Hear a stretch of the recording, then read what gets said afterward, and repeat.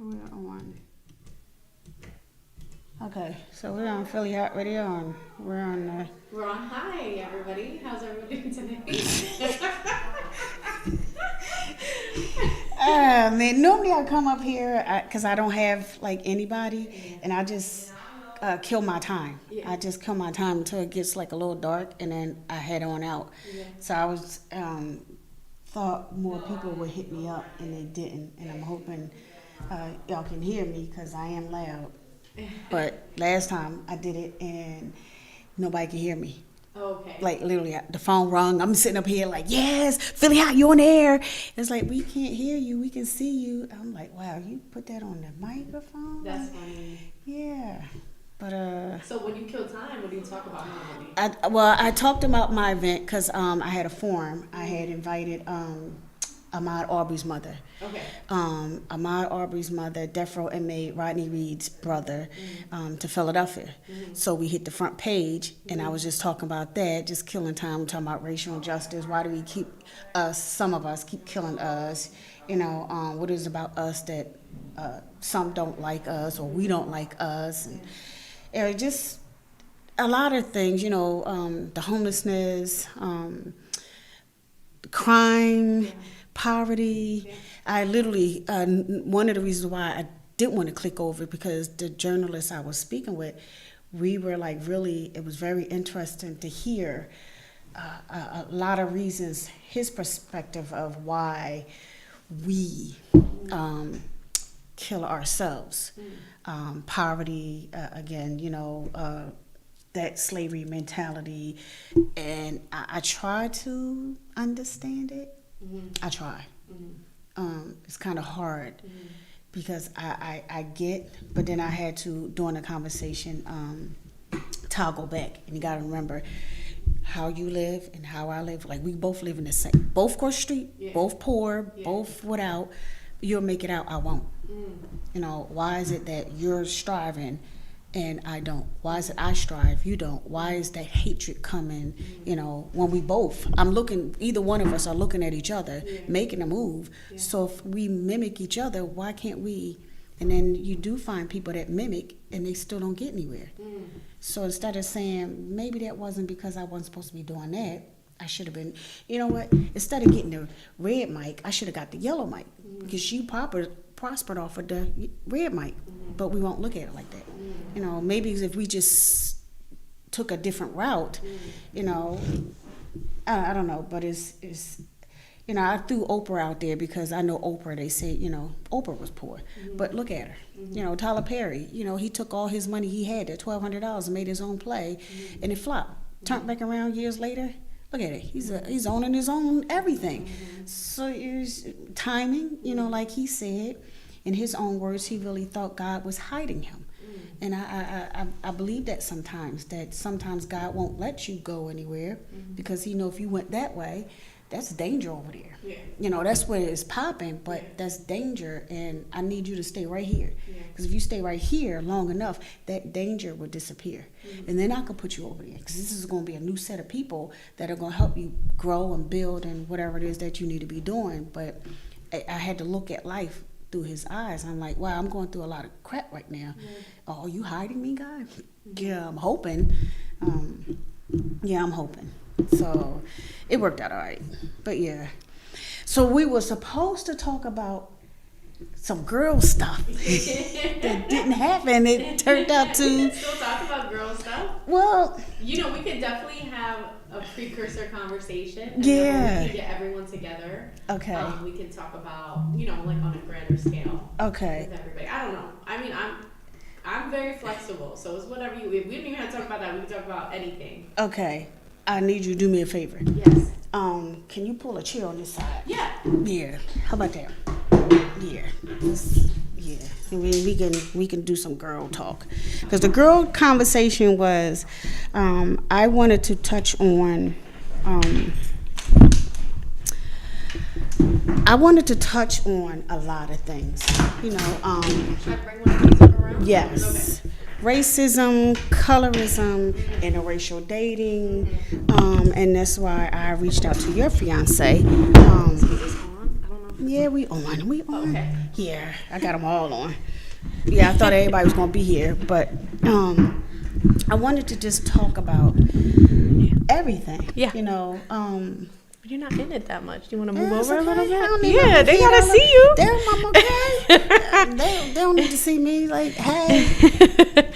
Now, like, I've known of you Yes. for years. Yes.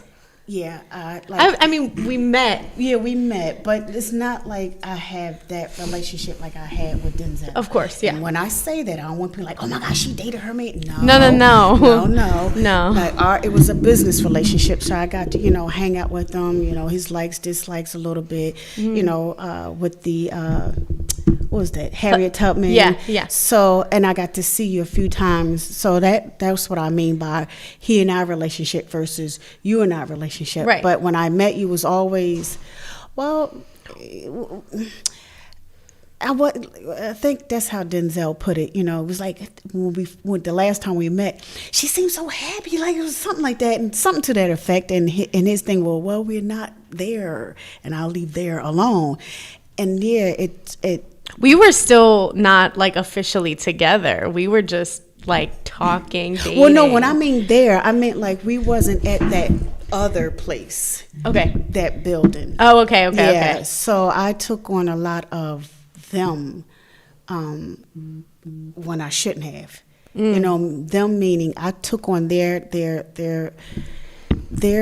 personalities, the weight of them, the way they handled everything, and I'm going to leave them name as them. Yeah. Without putting anybody's names or business out there. Yeah. But once I broke free from them, once I let go, it was like yeah, hey girl, But I really wasn't in a place being around them, that organization, to where I seen the potential. It just didn't seem like they wanted to go that way.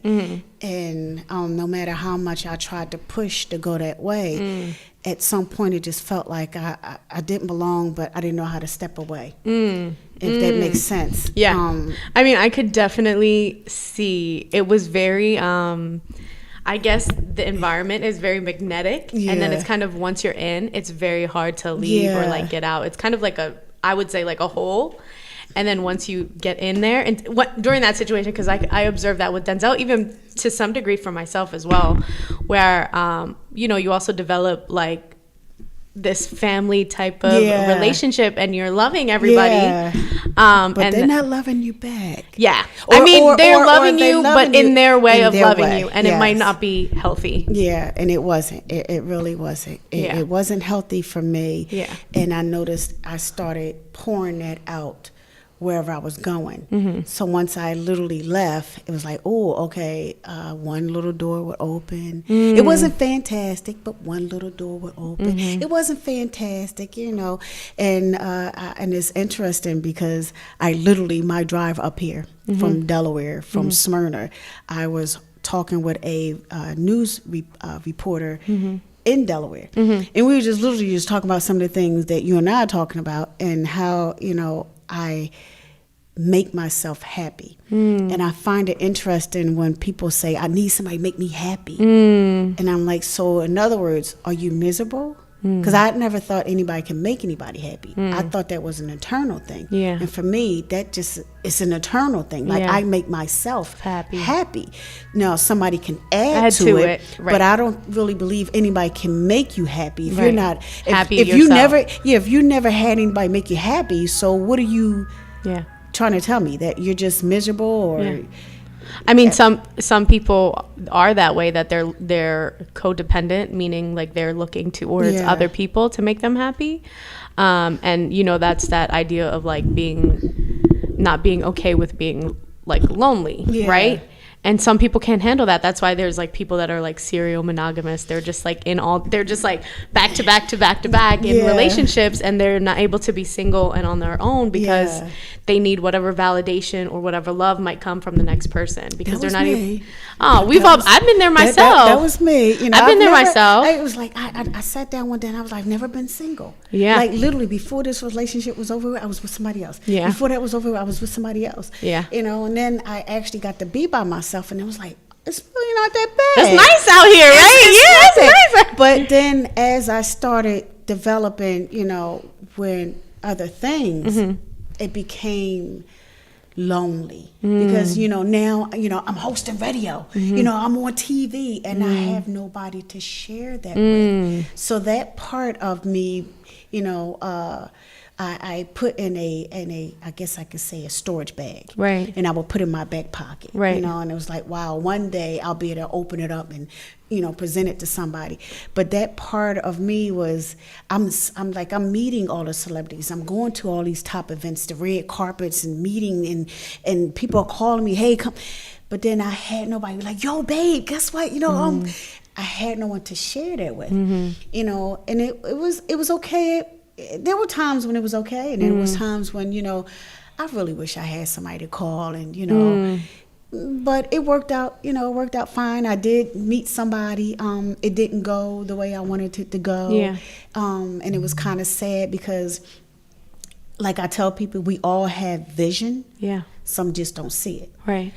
I saw my vision. I remember he asking me, what is your 5-year plan?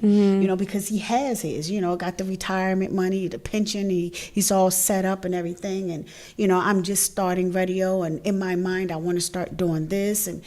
And it took me a little bit to sit down and try to envision him in that. I didn't see that. So when I literally told God, hey, this is what I want to do, I want to travel, I didn't see him as that supportive person. So that was kind of interesting. Why do you think you didn't see that? Was it like something about his personality, or you guys weren't clicking that way? We wasn't clicking that. Okay. I'm happy. Yeah. I'm happy. Yeah. So when I go to bed happy, I wake up happy. Yeah. To know I can go to bed happy next to somebody, and then they wake up miserable, and I'm still happy. No, I didn't see that. I didn't see the support, because mind you, now we're talking about traveling. The local stuff, yeah, he would come to some of the local stuff. Yeah. But now we're talking about you have to work, and I'm going to be traveling. My goal was to keep Philly Hott here. Yeah. Branch off and do something else that requires me traveling. Yeah. I have to see that person. When I say see, the same way you look at me, I have to see that, and I didn't see that. Yeah. So I had a nice long conversation with God that I didn't see it. Yeah. And then a lot of things spiraled, and from that we're no longer together. So I'm literally traveling. So when I say I have this organization, Earth Day Kids, they I've known them for years. I mean years. And we met up in DC in this little, or organizations that got together and was like, let's get these parents who's lost their loved ones. And I met them in DC, and literally they came to 2 of my events back to back, and I just spoke it out to God, and I spoke it out to her, and this is what I wanted to do. And George Floyd's trial is in Minneapolis. They flown me out. They flew me out, paid for hotel, air, everything. Wow, that's amazing. Yeah, sent me out there. What did I left? I left Thursday. I came back Sunday. And then that Friday, we left back out. We all went out because I got a layout of everything. So we went back out Sunday, and we came back this Tuesday. Then now they're flying back out tomorrow, and I'm not coming back to Monday. Wow. So, like, you got to see that. And I didn't see that in this relationship. All I saw was all the things I did wrong. Yeah. And I'm sitting up here like, where do you do that at? It became, okay, routine. So I already know, come Friday, 3:00, I'm expecting to hear, you didn't do this or you didn't do that. And I had to sit down, and I'm like, you're miserable. And I just started saying, you're miserable. You're miserable, or to him? I would say that to him, like, you're just miserable, like, it's 300. One of the things I will always say is, can I ask you, were you guys living together? Yeah. Okay. Yeah, we were living together. He's from Maryland. I'm from Philadelphia. Moved in, got a house. He got the house, moved in together, and it was okay for a little bit. But I know me. I wanted marriage. I've never been married. He has. So that scared me. To know that you've been divorced now is like, what did you do? Or I'm not blaming, but I'm saying, what did you do? because she's not here. I can't ask her what she did. But what did you do in my mind that triggered? And so I want to ask you, you're thinking these things. Was he ever, like, when he would talk about his marriage, like his previous marriage, would he ever be like, this is where I could have probably improved or could have gotten better? I heard what they did. Oh, the significant, what the ex-wife did. Okay. And it wasn't until listening to, because there's a difference. These things up in here for a reason. Yeah. We tend to hear that noise. Like, I heard that fire. I'd heard that ambulance. But there's a difference when you listen to somebody, when you hear. Yeah. And I started listening to him. Yeah. And the only reason why I turned my ear to the listening part was because some of the things that he was telling me was contradicting what I was seeing. Because now if you're telling me that your wives cheated on you, now I'm looking at, okay, you're having a hissy fit over this, and it makes me wonder, okay, could this have been the trigger mechanism? In short, what happened was, over the period of time, it was always, and I get it. Relationship, you're supposed to bring to somebody's attention. You know what? That black on your wrist, it really, you shouldn't be. Why are you wearing it? Because, I thought you said that hurts your wrist. So why would you put that on your wrist if it hurts your wrist? Right. Okay, evidently it's not hurting my wrist if I put it on. Yeah. That just makes sense. So why are we arguing over me having it on my wrist? Yeah. If you see that now and it's loose, so it's not hurting. Right. So we're literally having conversations of stuff about that. Or just, I didn't do the dishes or I didn't cook. It was always something. And it started bothering me to the point where I would make it known. It's 365 days out the year. You mean to tell me you find fault in me every 365 days, like you don't find anything I do good at all, like nothing. Then I had to flip it, because now I'm like, wait a minute. If you're too busy finding fault in me, that means you're perfect. So when I started saying you're perfect, no, I'm not perfect. You have to be, because I have yet to see you come to me and say, you know what, I put that, you know what, you're right. I put that yellow thing on the microphone. It wasn't you. Yeah. No, instead you chew me out and spit me out and tell me I'm the one that did it when you did it. Yeah. Or just little things. I might say I like the red microphone. Yeah. And then you'll come back later and say, well, you the one that said you like the yellow. Where'd you get that from? I say red. Like, so over a period of time, it became too much. So I want to ask you, do you know if he ever got, so, he had previously been married once or twice? Yeah, twice. Did you guys ever communicate and he said, like, hey, I got therapy, or like I've received therapy for anything? Okay. No. All right. He would just indulge. And I just figured, hey, it's like, you want me to be your third wife. Shouldn't I be able to ask you questions about? No, I wasn't allowed. If I asked him questions, I was prying. I shouldn't be asking him questions about his. But you didn't have an issue relaying the message. So I remember it was my birthday, and I don't know what the heated argument was, but we had a heated argument. I stayed upstairs, and I stayed in the other room. So it was 3 bedrooms. I stayed in the other room. I'm hearing the noise and everything, and smelling the food, and never put 2 and 2 together. He was preparing something for my birthday. So it was very awkward, literally, because I'm still in my sulking mood over whatever happened earlier. And, I get, you're trying to make amends. He made something nice for my birthday. That was nice. And I asked him, can I just ask you a question? Yeah, and I just wanted to know, what was it in his previous relationship that he's doing now? Didn't really get a good answer. But later on, of course, when we had our disagreement, he brought that up, that for me not to be bringing up his relationships. Why? Because if I feel as though you're doing something to me that you did in your previous relationship, shouldn't I know about that? Like, that's like a red flag, but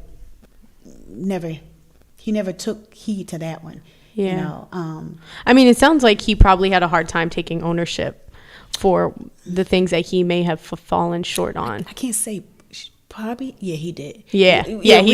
We got into a physical. Yeah. We got into a physical altercation that to this day he has yet to take ownership for yet. Yeah. So I made it my business to share my story with his picture on one of my social media pages. I have that right to do that because I'm the one that's telling my story. So as I'm telling my story, I'm going to put out my story as factual, and I can't get in trouble from the law. No defamation of character. I can't defame him. I can't do it because it's all been stated. You know, but yeah, it's you know life sucks sometimes. You know, relationships suck sometimes. But you know, finding somebody that I can't say make you happy, because you already have to be happy to walk into that relationship, but adds to you. And I didn't have that adding to me. I noticed when I, you know, decided, hey, I wanted to start doing more things. Like I would literally come here and record, and it was always, I didn't see you on the show. Okay, I was there, you know. And it wasn't, it came across later more like possessiveness. Yeah. I mean, I'm sure if he had been cheated on, yeah, I'm sure there was a lot of trust issues. Yeah, so I'm sure he was probably checking to see if like you were where you told him that. Yeah. You know, I've been cheated on too. Yeah. But and I'm not making excuses. Yeah, obviously, he needed to have worked on that stuff. Yeah, I really sat in his shoes. Like I can understand. Like if you tell me, hey, you're gonna be here at 7:00. Yeah. You know, and 7. Yeah. It's 8. Yeah. Where you at? Yeah. I get that. Yeah. But generally, when I have a show here, Yeah. when we used to have before COVID, Yeah. we hung around. Yeah. You know, I ain't nobody just come, you know, and Yeah. that's what you do at pretty much a lot of these stations. Yeah. You know, off the air, you want to chime it up, you Yeah. want to bust it up, depending on the vibe, the person, whatever the interview was. And especially if I had a lot of guests, Yeah. I'm not going to tell them, okay, we got to go because Yeah. no, a lot of people are taking pictures, they're connecting. You're networking. Yeah. Yeah, so we're going to be a minute. And then mind you now, I'm an hour plus. Yeah.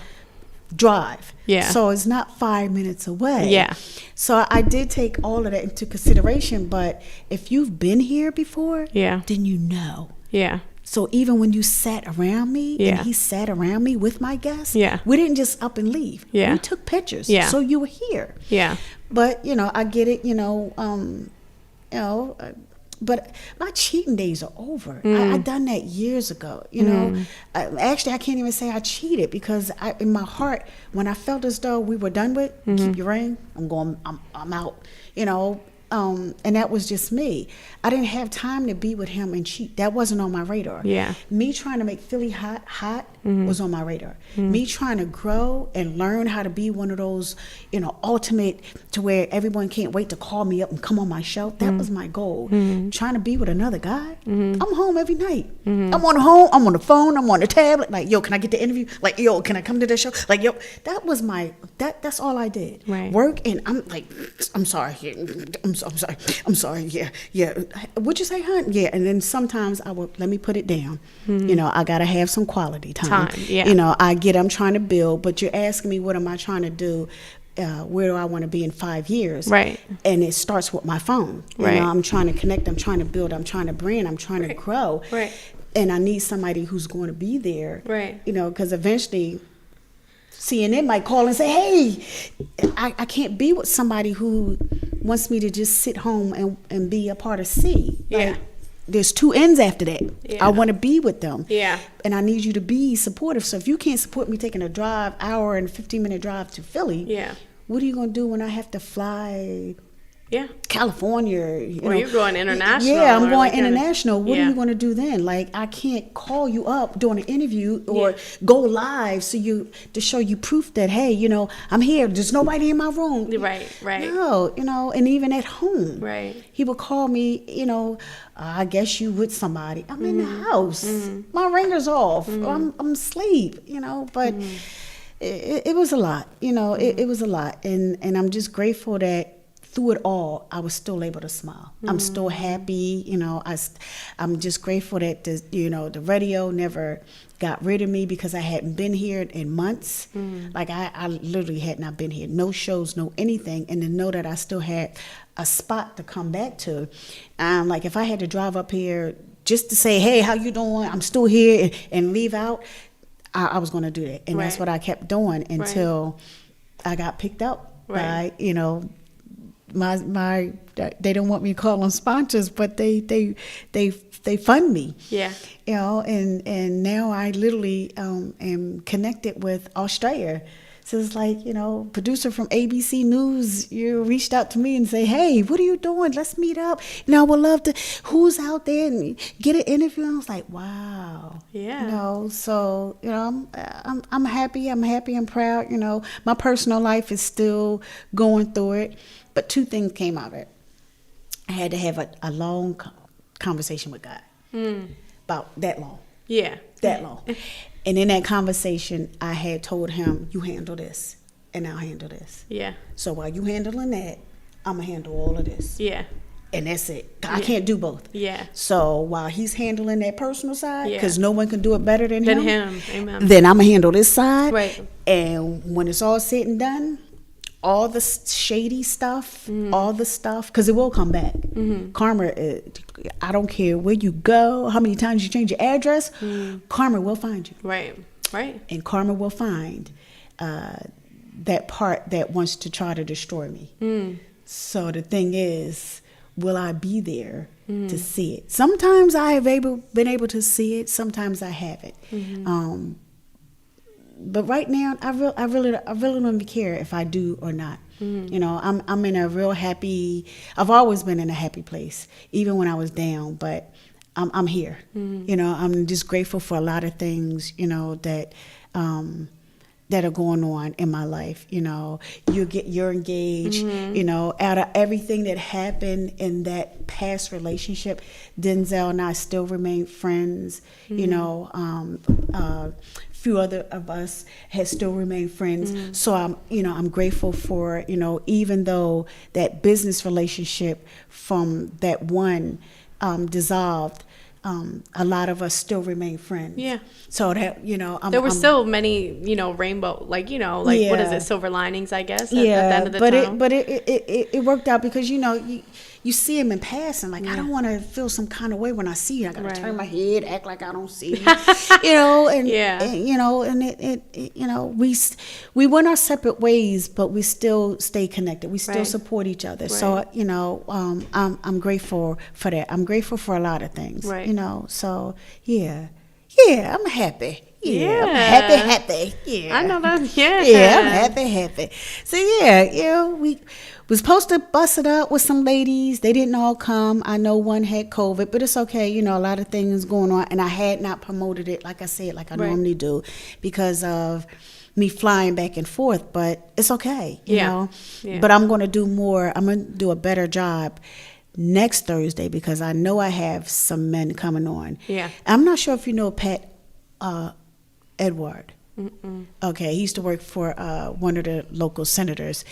I asked him, could he come on? He's like, yeah. He was a former guest of mine about 2 years ago. Right. He would come on frequently. Right. But his thing is, I don't want no wimpy men coming on because I want to talk. We're going to talk. I don't want nobody in there crying. I was like, oh, God. All right, who's going to come on the show that's going to talk and won't cry?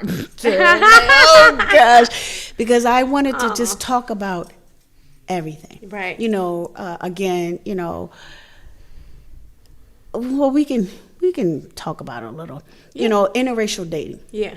I've never done one. I've spoken with a few people not of my color, but it didn't go any further than, you know, casual conversation a few times. And, you know, I can't say the color stood in my way. It just wasn't the vibe, you know. Meaning that didn't stop you, but it just wasn't, like, there was no connection. Yeah, there wasn't. Okay. I mean, the one guy, he was cool. Maybe I just didn't give him a chance. Right. You know, it was like my first. I was like, it was a lot at that time. I just think maybe it was just at him.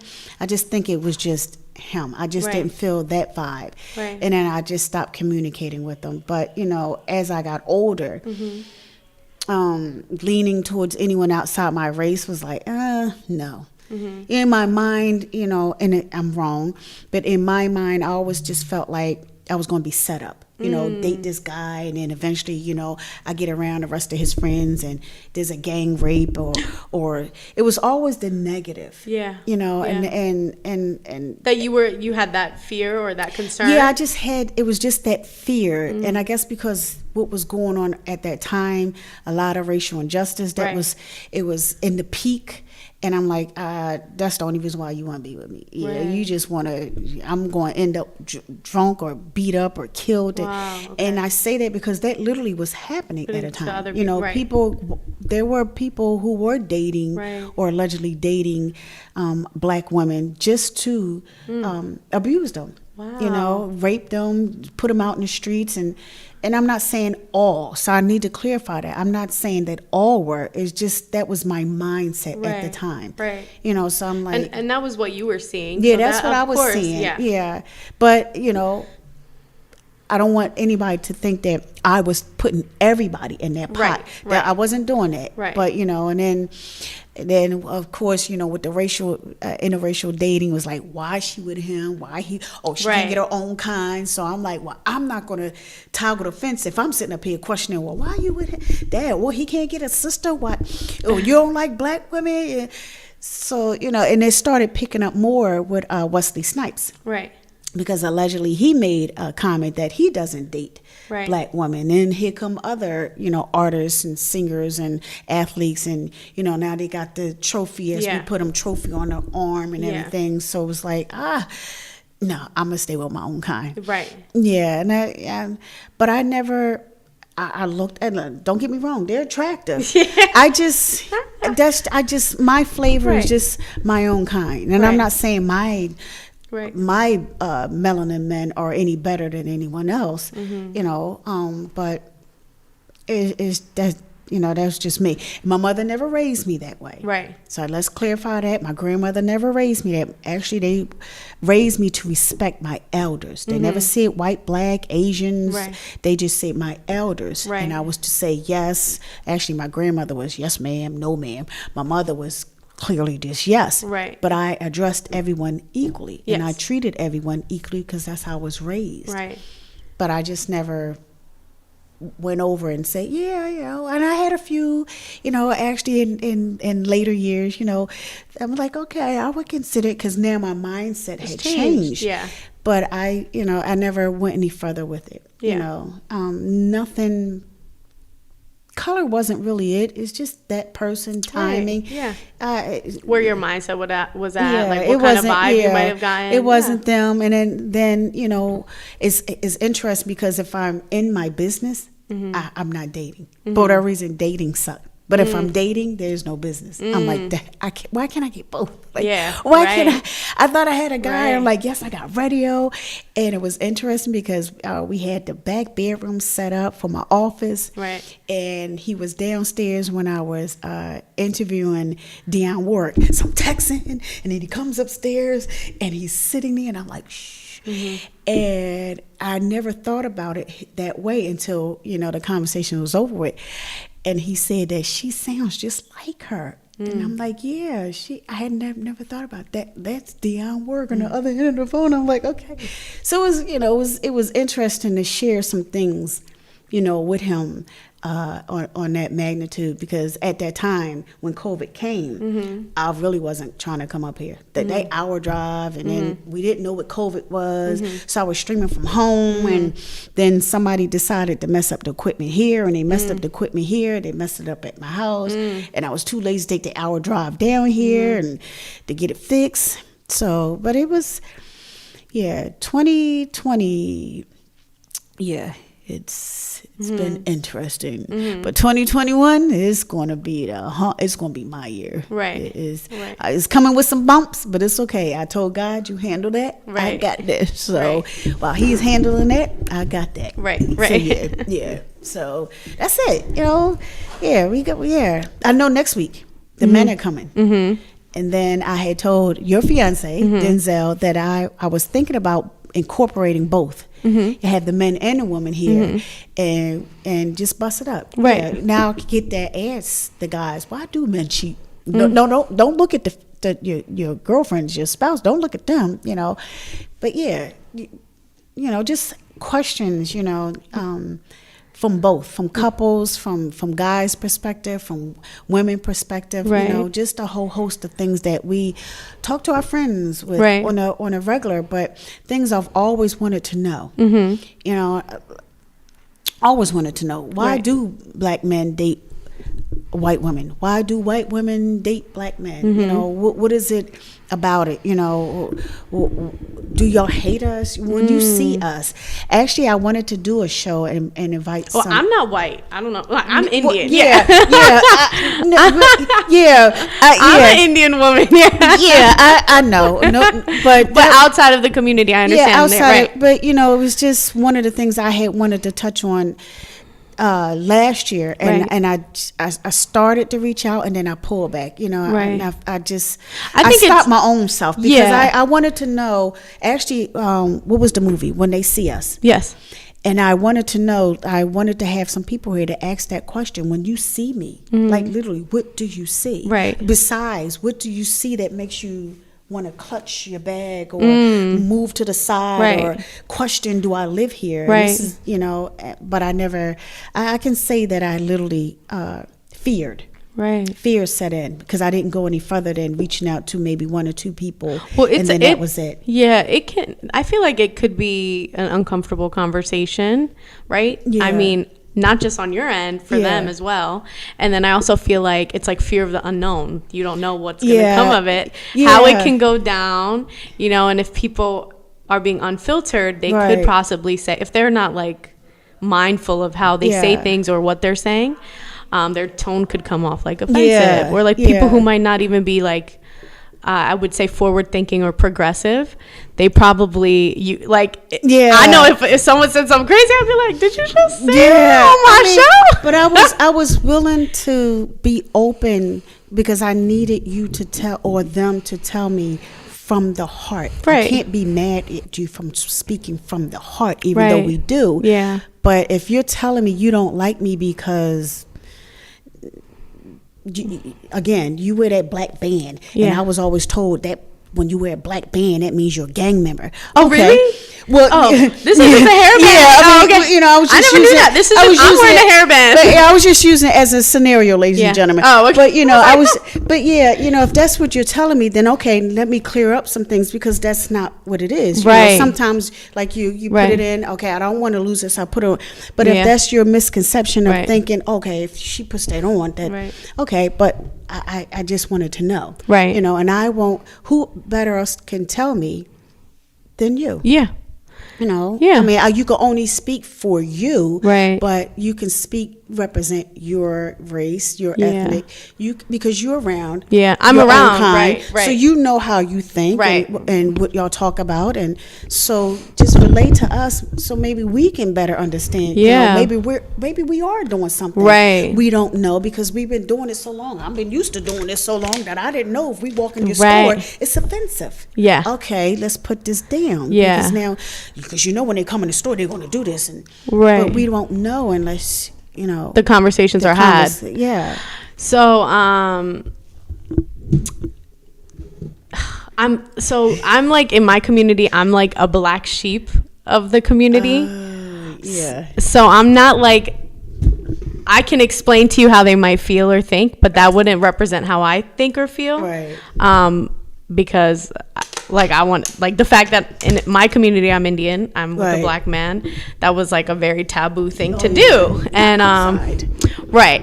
So and I've always been open to, I mean, once I graduated high school, I've always been open to dating outside of my community. And so that's like a very taboo thing in our community. It's like, no, you stay with your own, you only date your own, and that's it, right? And so, I guess I would get backlash from people in our community about me dating like Spanish men, or me dating black men or white men, or whatever the case may be. How did that make you feel? What did you? Well, okay. Some cultures we already know, Right. so you already know what it's like. But did you expect it once you? Even though you grow up knowing that Right. it is a part of your culture to date, Right. it is a part of. a part of it. But once you stepped outside, did you expect them to treat you any differently, or? No, I knew that, you know, when I started making those decisions, that there was going to be backlash. Okay. But I'm very authentic. Was that being defiant? Was that a rebel? Yeah, I would say I am rebellious, but I feel like I do have like a very strong moral code and ethics. So if I don't feel like these these rules, quote unquote, these community rules or societal rules are like, I identify as a Christian woman. So if I don't think that they align with my Christian beliefs, then I'm not going to abide by them. And so, you know, if you're telling me like, hey, we don't date outside of our community because we don't like anybody who's not like us, I'm like, well, why not? We're Christians. So why not? What's wrong with them? Like, what's the issue that you're having? And so in the Indian community, there's a lot of racism and colorism, and India has been colonized by the British. There's been a lot of colorist propaganda. It's a very racist country. There's also a caste system very prominent in India as well. And that ties in with colorism, and they're all tied in together. So this isn't just something here in America. This is something in our community in India itself. So, you know, it's just kind of like already ingrained in Indian immigrants because that's how they grow up, you know, and like the lighter the better is how like they would perceive it. And then like also the darker skin you are, they would identify you as a lower caste. And so if you're in a lower caste system, they're like, no, you either marry above or you marry in the same caste. Right. So, which you could kind of compare that to classism like here in America, right? So like typically, like I would say most Americans would marry within their class. Does that, like, not that I agree with that, but that's typically right. Because I know, like, you know, I know them. I don't know them. You know? Yeah. And so it would be similar. I just would say, like, in an Indian South Asian community, it's like way more intense, right? And I think there isn't platforms where there are like people like myself or like other women or men that I know that are very outspoken, that are actually brave enough to speak against a lot of these things in the community that are inherently wrong, right? So now in our community, we're starting to see people in our community speak up, step up, like starting platforms that, you know, are in, you know, alliance with like Black Lives Matter or, you know, like, you know, movements as such. But that's only happening like now. That's not something that has like been happening. Is slow process, right? It's and I get it. You know, this is a part of my heritage. Like this is all we know, right? You know, and now you want me to change, right? And it's not going to happen overnight. Yeah, and then also on top of that, it's like a lot of our families have they're like new, like it's not like they've been here since like the 40s or the 50s. Most of them have come like the 70s. Most people immigrated from South Asia in like the late 80s, 90s. My family came here in the 70s. Like we were like one of the first like Indian families in like Philadelphia to come from India. But like that was like, we were such a small community. Like it was not a lot of people that came at that time. And you know, I have had these conversations with my mom. Like she came here when she was like about 10, and you know, because there was just such a small community, and at that time it was like I believe it was the end of segregation when they came to America. And at that time, like it's like you don't have your own community here, and my mom's perspective, or like my aunt and my uncles when they came, they were just like we didn't know, and like in India there's like a specific way that things are done. So when we come here, we hear all these negative stigmas about white people, Black people, so that's why they would just stay within their community. And so also in the 70s, I'm not sure what like the crime situation was at that time, but like I think my mom had expressed, you know, there was just like a lot of crime going on, and as a means to like stay safe, they would just stay within like their family or like whoever else. And especially because of these stigmas that are like propagated in the media, especially, a lot of South Asians are only seeing that as like a representation of like what like Black people might be, without actually like having relationships with Black people, right?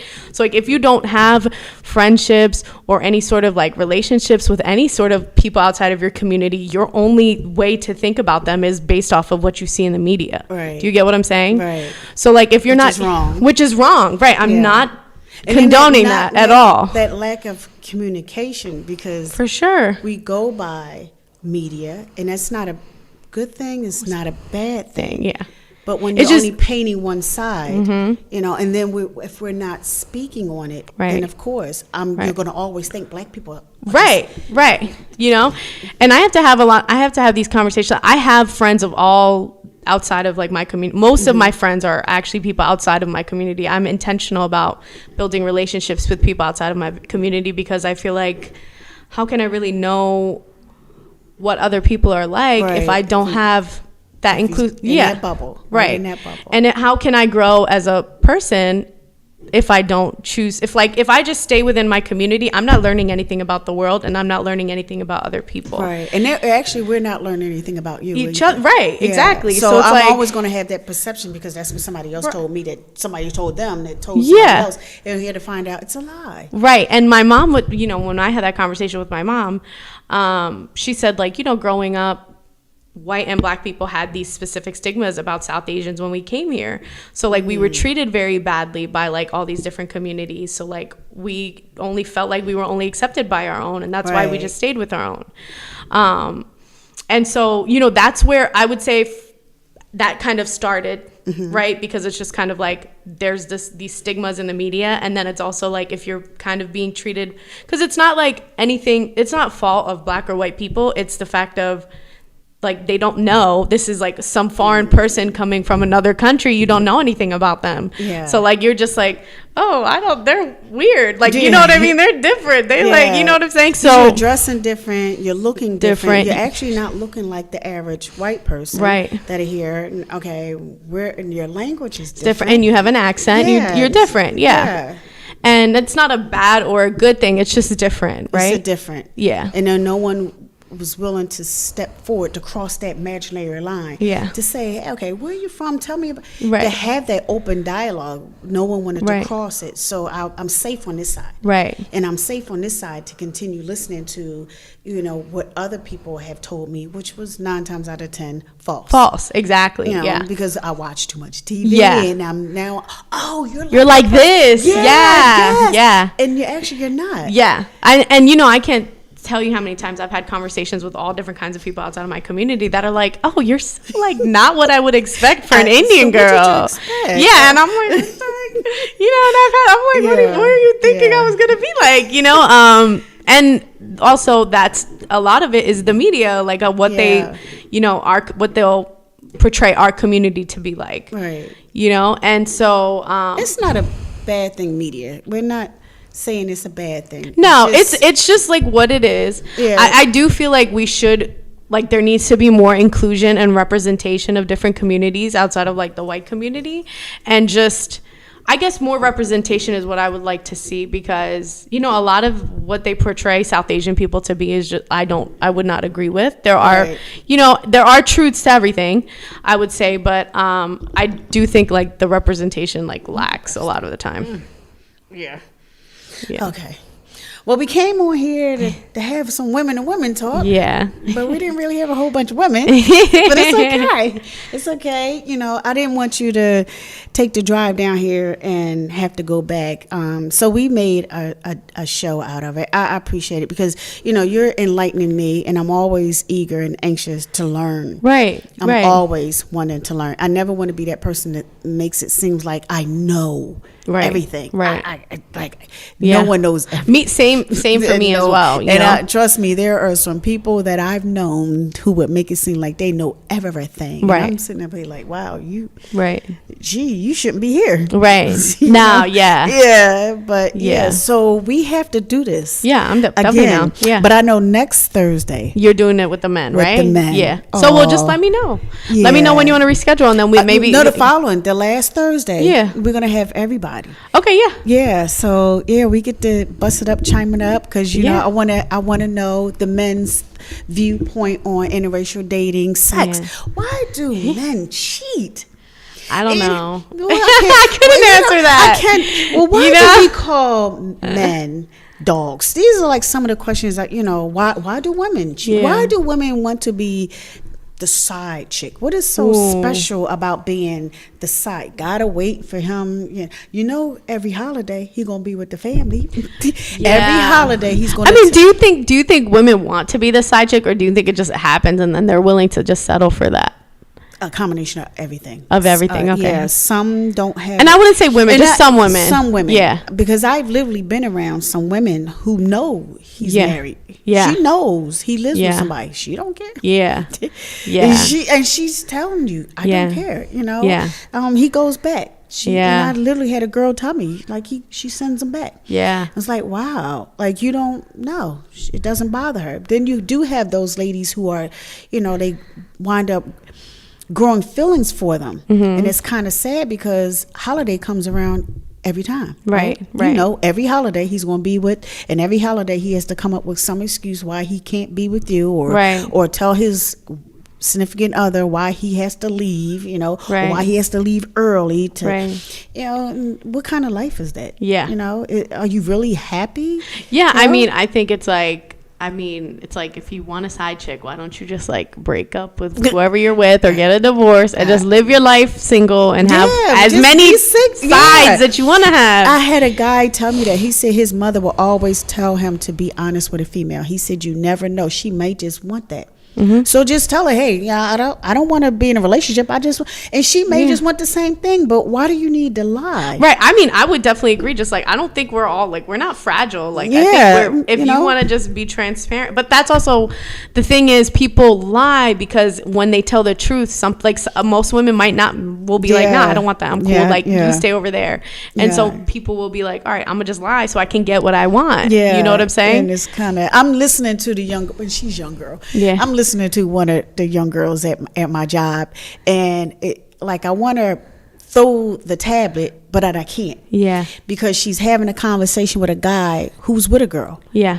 And you can, from her conversation, it was like, but don't you have a girlfriend? And she's laughing. Yeah. And then as I'm walking away, I can hear her, you know, say, well, you know, we can be best friends. I'm like, I don't think I want my man to be nobody's best friend. I'm your best friend. Yeah, I'm your best. I'm the only best friend. I mean, now I dated a guy way before he had died.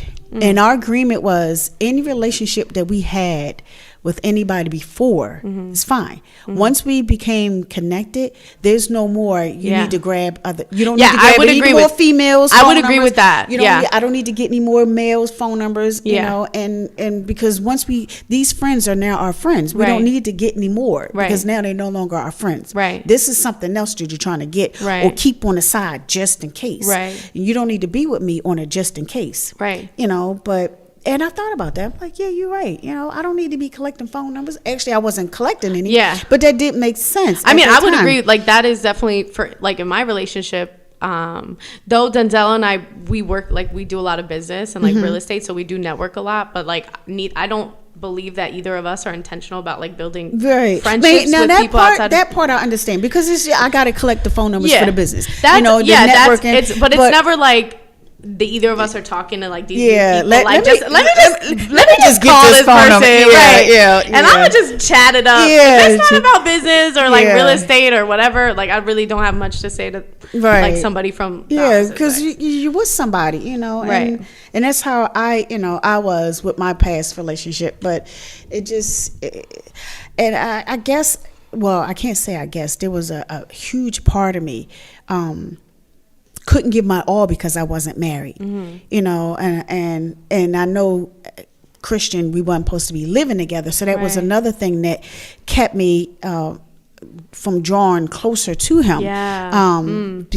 But I wasn't in a rush to get married. Right. That was the thing. He was already married. Yeah. So it was like eerie, scary because relationships, dating, Yeah. I know what to expect. Yeah. You work my nerves, bye. Yeah. We no longer boyfriend, girlfriend. Yeah, and marriage is different level of commitment. Yeah, you know? and it's like listening to other people, Yeah. and I'm watching them, and I should not have been watching them so closely. Right. Because now I'm taking what they're going through and incorporating them, and everything was like fearful. Right. You know, so I once in a while would go to him and tell him I'm feeling some type of way. Right. You know, and he will always, comfort me, which I liked.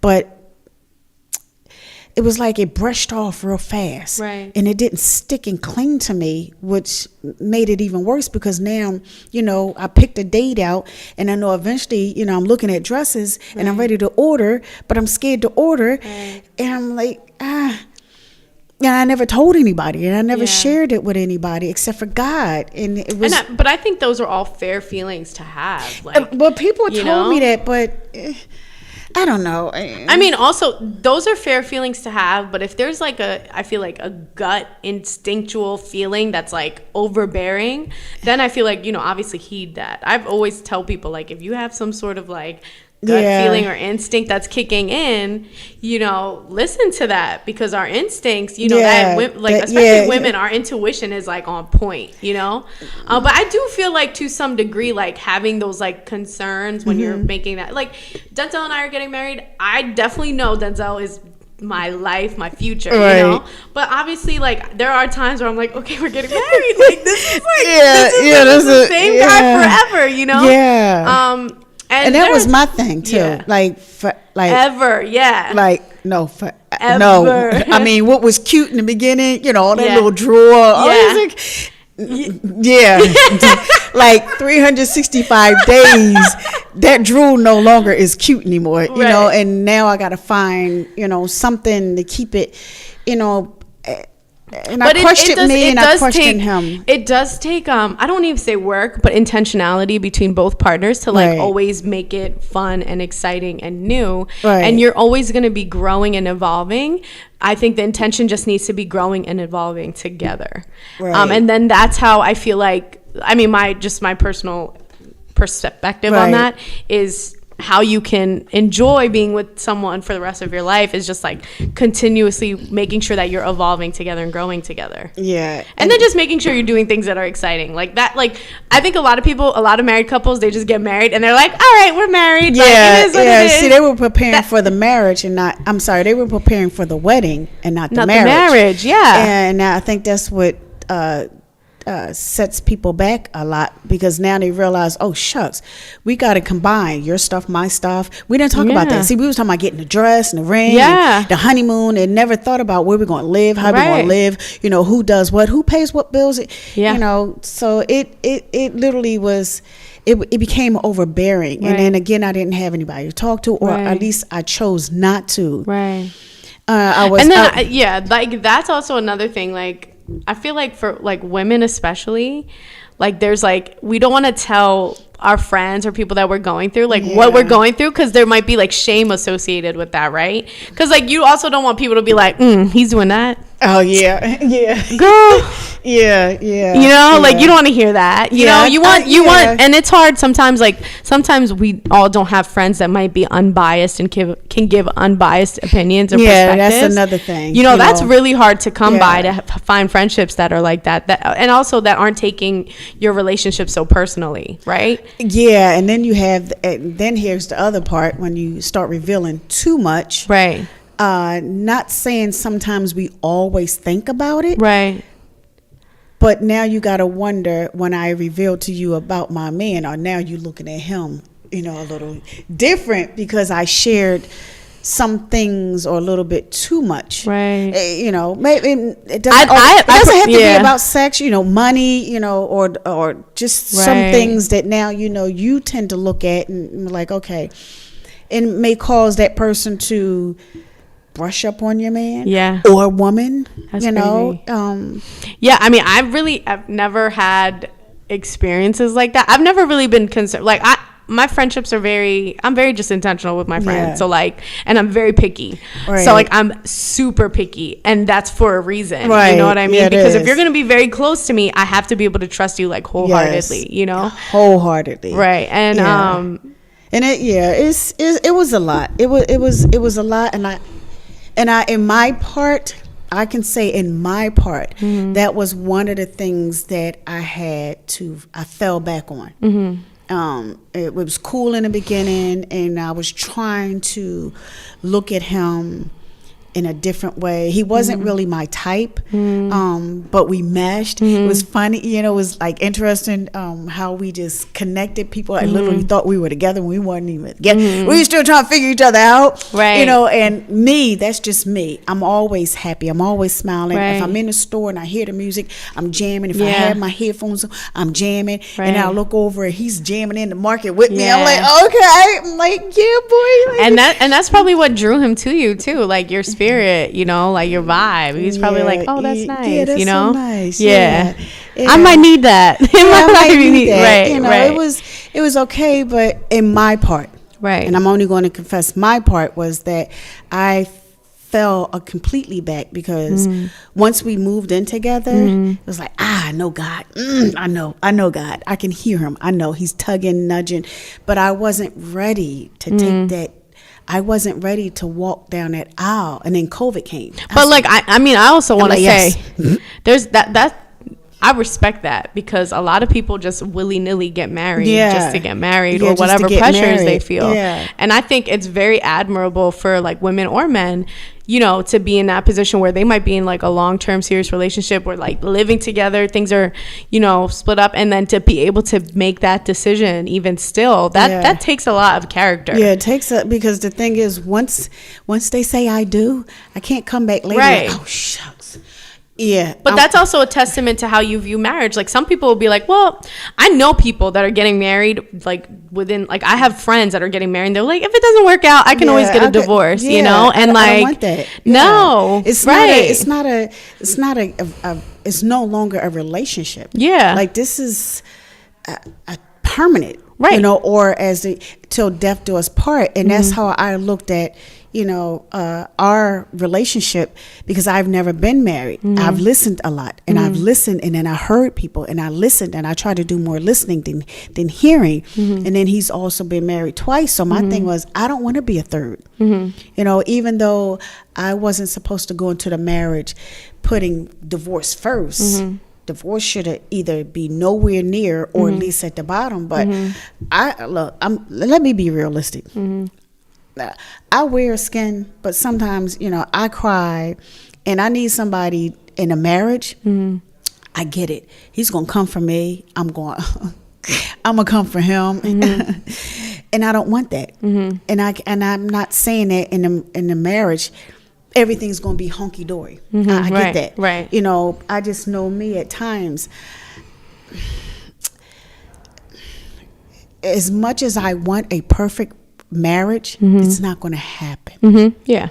But I at least want to be with somebody that I feel a little bit more secure in that relationship, knowing that if we go at it, we got each other. Right. We got each other. Like, as my pastor would always say with his second wife, he said, going into this marriage, he told his wife that there's no back door. There's no back door. So she would, and he told us, like, we didn't go into the details, but he would say that she would leave, and he never left, because he said when his wife comes back, he wants her to know that he's there. He never asked where she was at, what she was doing. He welcomed her with open arms. I admired it. I'm not saying I would pack up every time I leave. I don't know. Right. But some people also just, so there's some people that just need time, and then there are people that just want to like leave. Yeah. And those are two different things, because you might just need time for yourself to get, because.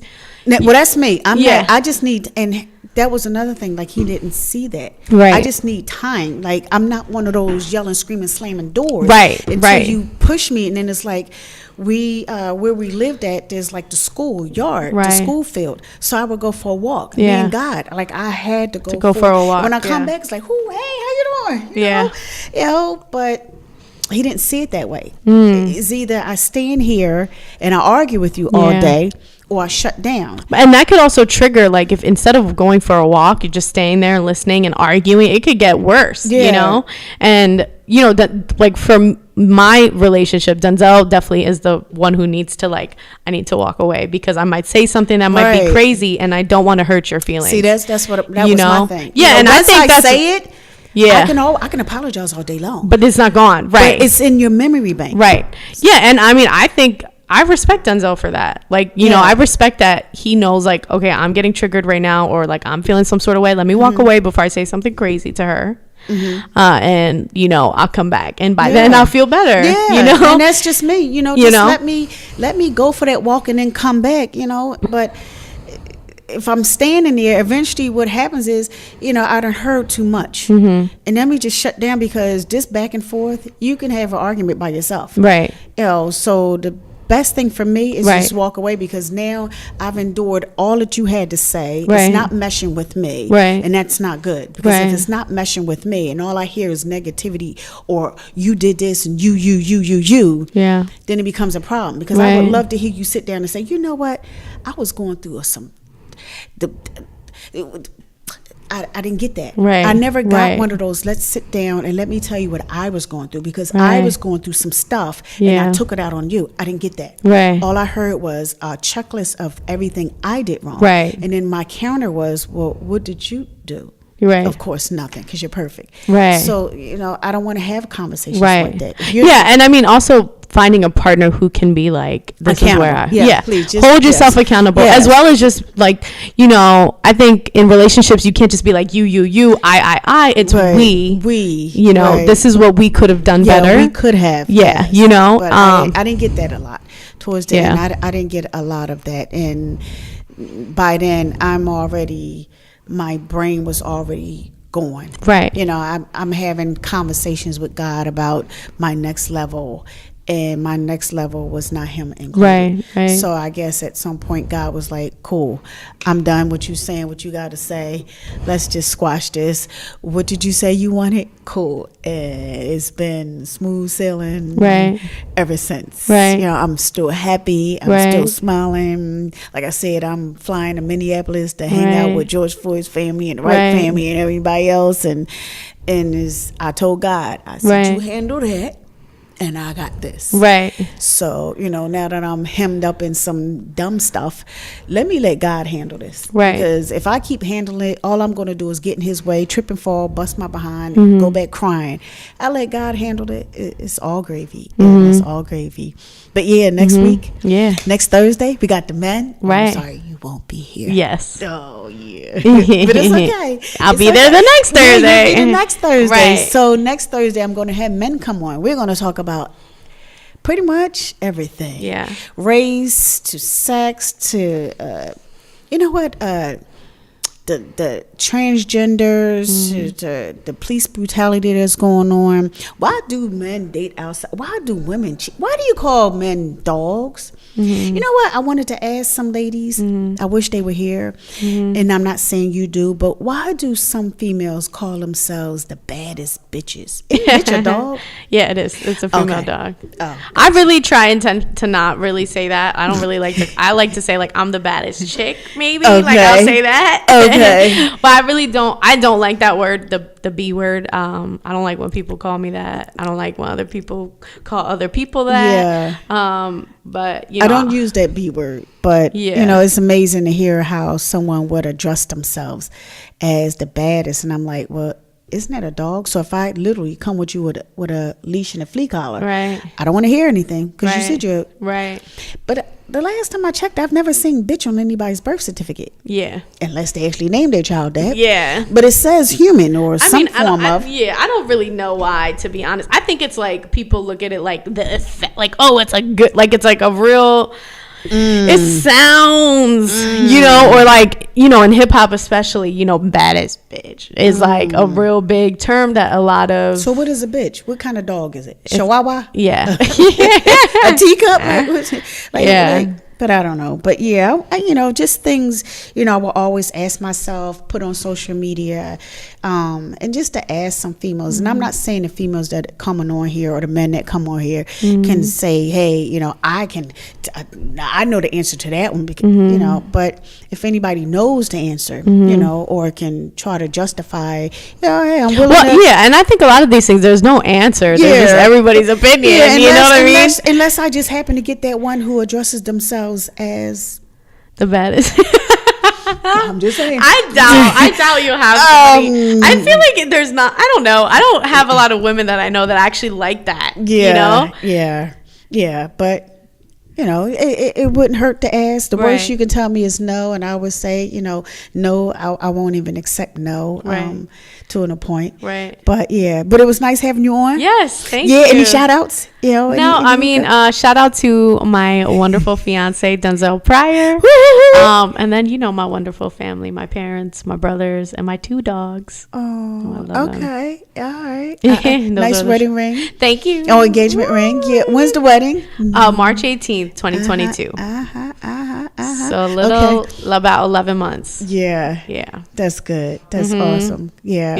Much success on that one. Thank you. But I appreciate you coming on PhillyHottRadio.com. Yeah. I know I started off a little late, but it's okay. I didn't have the ladies I wanted to have, but it's okay because you came in. Yeah. You helped answer some questions and put it out there, minus some of the side noises that we had. So anyway, I'm out of here. I'm excited. Like, I'm going to Minneapolis. Like, boy. I'm telling you, God is all that. And before you go, I always ask my guests to leave my audience with something positive to rest their head on. Oh, yeah. Do not. So I guess for me, it's like right now I have not that I'm struggling with this, but just to remember to always be authentic. Authentically you, and you don't need acceptance from other people aside from yourself and your creator. That's a great one. Yeah. Okay, I like that one. I don't have a, just be happy. Yeah. I always say that, if you depending on anybody to make you happy, you're never going to find it. Right. You're never going to. And I learned that in my last relationship. Right. Because he will always say, I need somebody to make me happy. And I'm like, that'll never happen. Because that means you're not happy. And then some point we always have to find some kind of way, somewhere, somehow to just be happy, to make ourselves happy. I have my signature: self-love, self-dignity, and self-worth, self-dignity, and self-pride all begins with self. I really believe if we learn to love ourselves, I wouldn't have time to hate on you.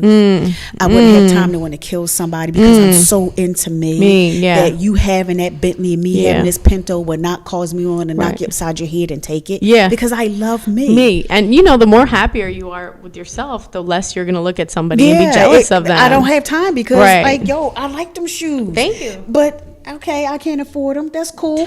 But I'll wear these. Right. I like that sweater, but okay, I don't have the money, but cool, it's okay. Right. Because I love me. It looks nice on you. Yeah. And not that's another thing I want to talk and about. I mean, and that's not to like extend this, but that also comes from being in a capitalistic world where we put the importance on materialism. Yeah. So if people's point of importance or significance is on material items, of course they're gonna never be happy with themselves. Right? They're just gonna always look at the next person to see the nicer things that they have and be like, oh dag, that person has this, why can't I have that? Right? And really what comes down to it is like who you are as a person and being happy with those things, your character, your morals, your value, your values, values. Yes. Well, I appreciate you coming on here. Thank you so much. Yes, thank you, Mr. Denzel, Mr. Pryor, for allowing your fiance to hit my stage. And I will be coming back here next Thursday, same time. I feel like Batman. Same time, same channel, PhillyHottRadio.com, 6:30 p.m. But in the meantime and all in between time,